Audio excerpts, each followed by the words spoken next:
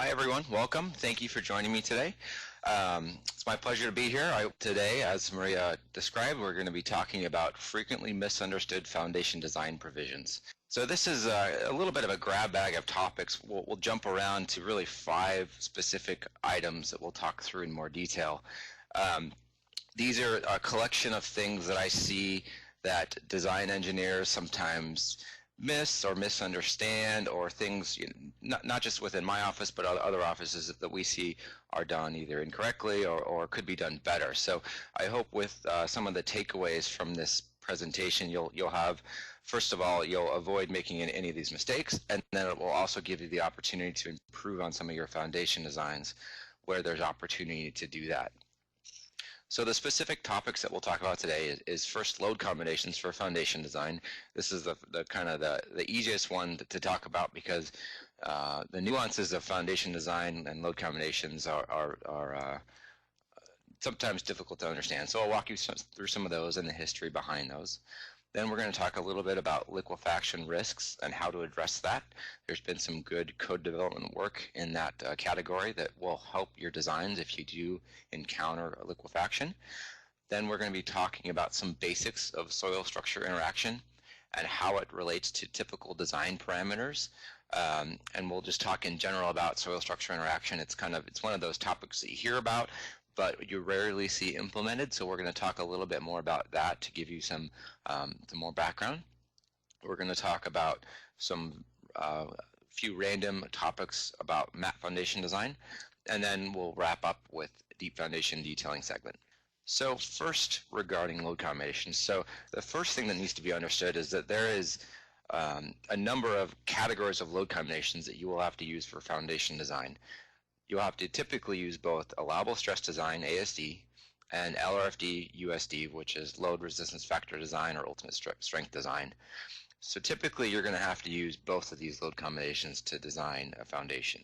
So ASD will typically be used for sizing the soil foundation interface, which is usually just a bearing pressure check in order to size the area of a spread footing, for example. And it's also commonly used when you're discussing with a geotechnical engineer. You're typically sending them service level loads or service level bearing pressures, and they're evaluating that with respect to an allowable bearing pressure. That's standard practice. That's not what everyone does. We'll talk about that a little bit more in the future. LRFD and ultimate strength design is then going to be used for design of flexural reinforcement, design of shear reinforcement if you need it, and then punching shear. This is all obviously because ACI 318, when you design your concrete elements, is all written with respect to LRFD and ultimate strength design load factors. So there's a little bit of a discrepancy in that when you need to use both of these foundations, the question becomes how do you either scale between both of them or use both of them coherently. So the frequent misunderstandings that I see is first incorrect application of the load factors. It's a lack of understanding of the 2 different options for ASD load combinations. And then there's also a number of factors related to seismic effects that can be unclear how you apply those into the foundation world. So I'll go through those in a little bit more detail. So just so that we're all talking about the same thing, here are really the 3 main sets of load combinations. The strength design combinations, I think everyone's very familiar with those. They come directly from ASCE 7.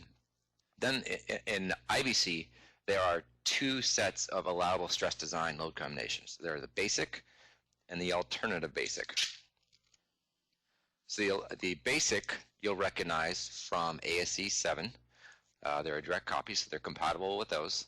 The alternative basic, if you're a new engineer, you may not recognize those. Those actually come from UBC, which was last published in 1997. And so they're a bit of a holdover, but what you'll recognize is that especially for low gravity overturning case, there's a substantial difference here. So if you look at the ASD case, you have a 0.6 dead plus either wind or seismic overturning scaled down to service level.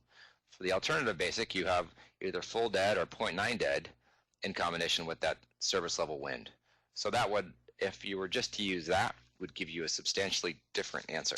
So the LRFD and the basic ASD load combinations that come straight from ASCE 7, in general, they're going to give you a relatively consistent factor of safety against overturning because the ratio between dead load and overturning or seismic are relatively close.